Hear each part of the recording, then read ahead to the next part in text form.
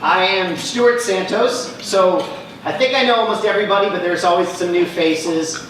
I'm Isabella's dad. I would also say, probably most importantly, I'm probably the humblest person in this room. I think I can't express enough gratitude to everyone here that helps to grow and helps to support the Isabella Santos Foundation year over year.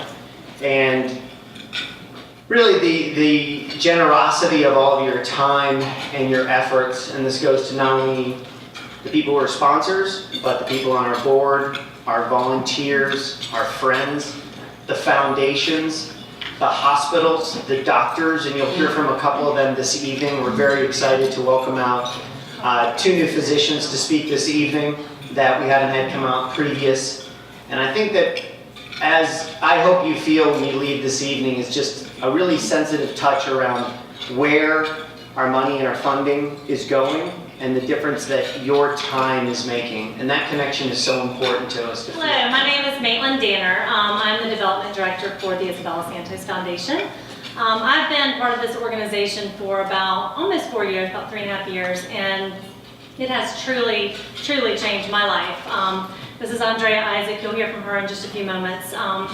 But I think one thing that we were told a couple of weeks ago, or actually it's probably been longer than that, we have a really unique story, that we are a group of people that literally have done what we've done around a dining room table. We joke about it, but it is so true. We have meetings in our pajamas. We literally have board meetings around a dining room table. And one thing we thought would kind of twist up the night is for you guys to kind of meet all of us, to kind of hear who's on the board, who's part of the foundation. I know I spoke at the event last year, and I know many of you in the room tonight, but something just to kind of tell you my connection with Isabella.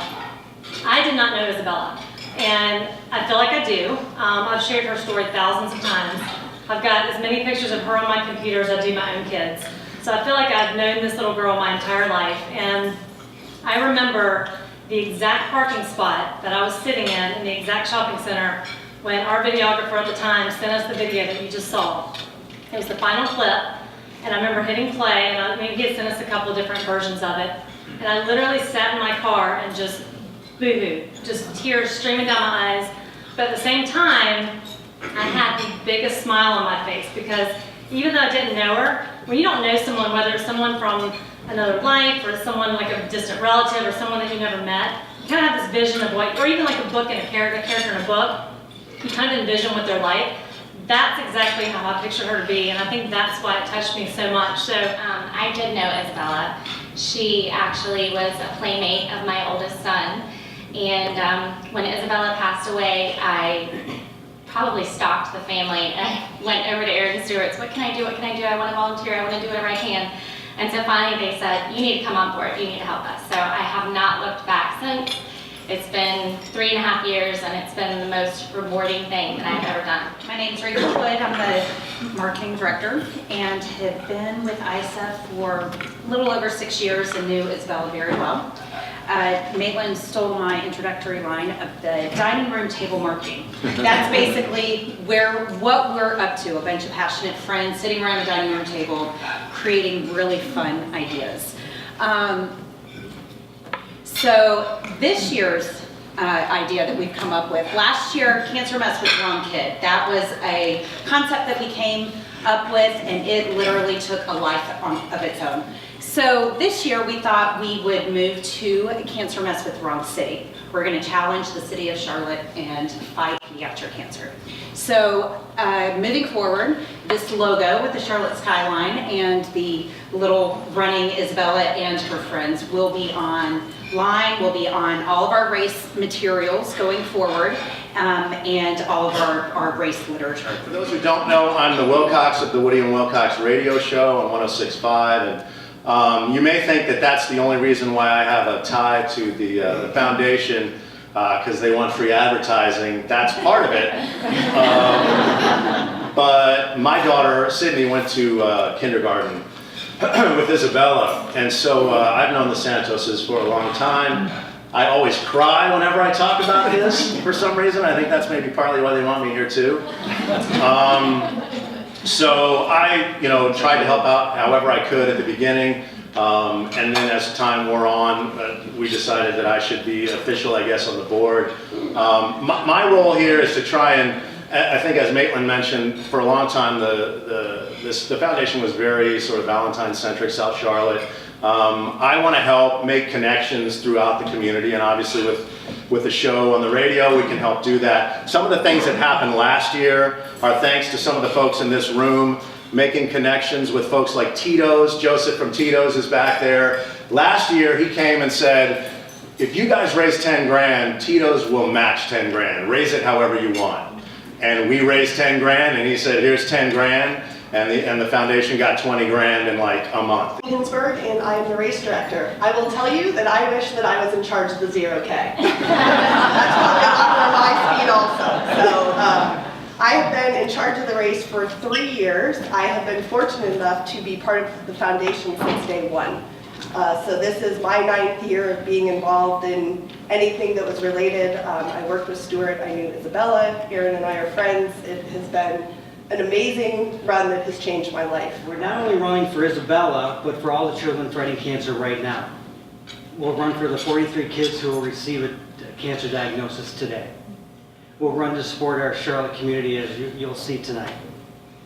Over the past couple seasons, I've found that when we connect with each other over a common purpose, we become better people.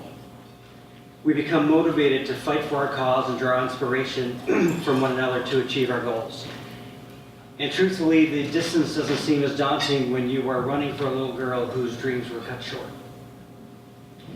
It's impossible not to be inspired by my teammates and their success. One of many that stood out to me last season was Jamie Nielsen. All season long, she claimed that she was not a runner, yet every weekend she was out there running. Week in and week out. She battled through an injury all season, but she did not complain about it. In fact, she didn't want to talk about it. She knew that what she was doing was much bigger than any one of us, so it gives me great honor to introduce her tonight. Please welcome Jamie. I love to exercise. I do it regularly, but generally in the form of classes. The idea of running and running long distance sounds terrible to me. I'm not good at it, and it scares me because it's just not something I'm good at. So why would I want to do that? Rewind a couple of years to tell you that I got involved with the foundation a little over 3 years ago. I started working at the ISF 5K, 10K Family Fun Run that you are all sponsors at.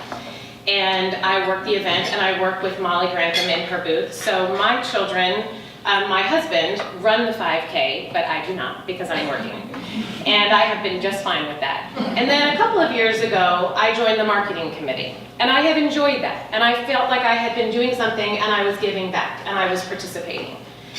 But I felt a calling that probably many of you as sponsors in this room feel. What if I could do more? Is there more that I could do? Do I have more to give? What is that? And I felt like there could be more. And a word that we use a lot in this foundation is action. What is the difference between action and awareness? So what was my action? So then one day, actually at the 0K, I walked up to Coach Tom and I said, sign me up, just do it right now. Give me the t-shirt, give me the hat, and you know when you have the t-shirt and the hat, you cannot go back. I was committed at that point. So we started training halfway through the summer, and we trained on our own, but we had a great plan from our coach. But then we met early on Saturday mornings at the Greenway, before the sun came up, early to train, when the rest of our families were in bed smartly sleeping. And we would ask ourselves, in our white race hats and our purple Dream Team t-shirts, why in the world are we up so early when the rest of the world is sleeping? And I will tell you the reason why. It is the logo on our Dream Team shirt. And it says, we run for Isabella and other children fighting cancer. And that is exactly why we were up so early in the morning.